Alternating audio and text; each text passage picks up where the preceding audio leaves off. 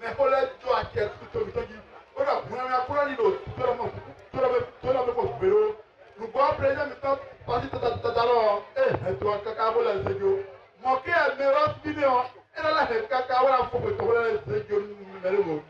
La mobilisation pour voter pour le candidat Romuald Wadayi le 12 avril prochain, après une tournée historique à Paou, cité d'Octroi de Ouida. Une multitude de dignitaires et adeptes de la communauté nationale du culte vaudou Bénin Racine, CNCVB Racine, de l'Atlantique, ayant à leur tête Sa Majesté Hunoganji Makenwahu alias Propre Tcheke, se sont réunis pour afficher leur soutien inébranlable au candidat de la mouvance présidentielle Romuald Wadayi ce vendredi 3 avril 2026. Le président militant Patrice Talon est voté au moins viola Bekado canton dada. Voilà c'est voté Moutouy Aga. Et voilà on a le bureau Atlantique comme bio est quitté. Au président communal qui est billet quitté. Au bureau départemental qui est quitté. Bureau communal a quitté. Bureau village il a quitté. Bon, mais bon, c'est tu mets là zéro T. Oh, je fonde mi de l'âme. Bon, c'est tu te mets là zéro T. Bon, on a supporté voilà yon. Voilà, c'est Torito.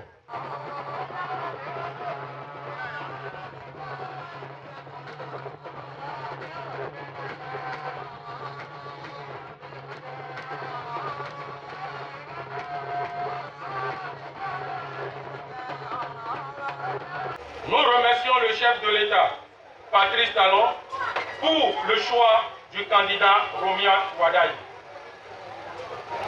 Nous sommes ici pour vous dire pourquoi, après avoir analysé la situation de notre pays, après avoir écouté les aspirations de chacun, notre choix est fait, notre choix est clair.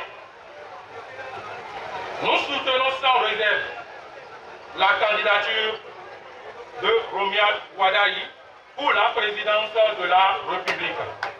Effectuée à la grande place publique de Paou, jamais une telle convergence de notables n'avait été observée au Bénin, notamment dans l'Atlantique. Des prières ont été faites pour implorer la paix et la cohésion sociale sur la nation béninoise, mais surtout pour donner une victoire écrasante au candidat de la mouvance présidentielle le 12 avril prochain. C'est au bout de l'ancienne cause qu'on tisse la nouvelle, dit-on.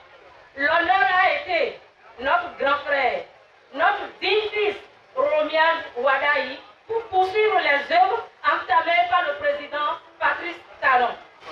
Cher candidat Romuald, vous avez l'option et les bénédictions de toute la communauté vaudou et particulièrement les prêtresses des religions endogènes de l'Atlantique.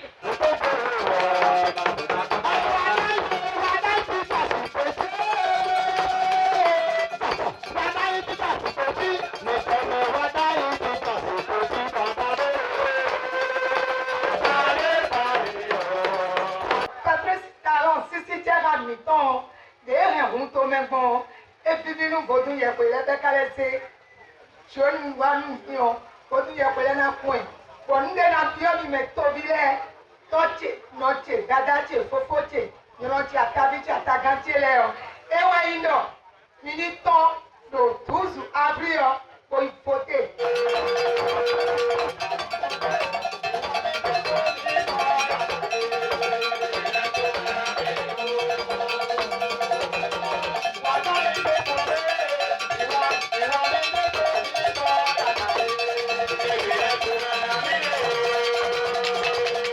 Lors de son allocution, Sa Majesté Hunoganji Makenwahu alias Propre Tcheke exhorte toute la communauté vaudou de sortir massivement pour participer au scrutin du 12 avril prochain afin d'avoir un taux de participation plus élevé et une victoire écrasante aux élections.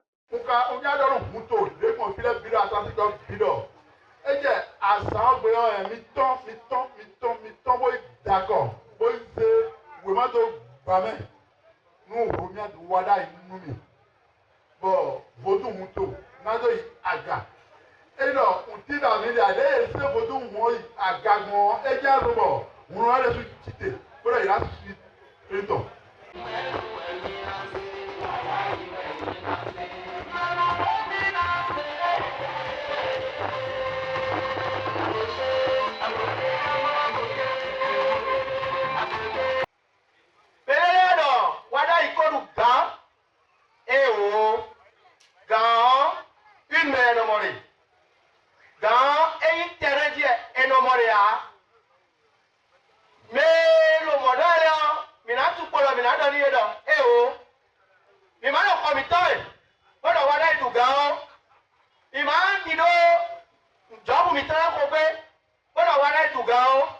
Alors que la campagne électorale entre dans sa dernière ligne droite, cette mobilisation de haut niveau place le candidat Wadagni en position de force dans l'Atlantique.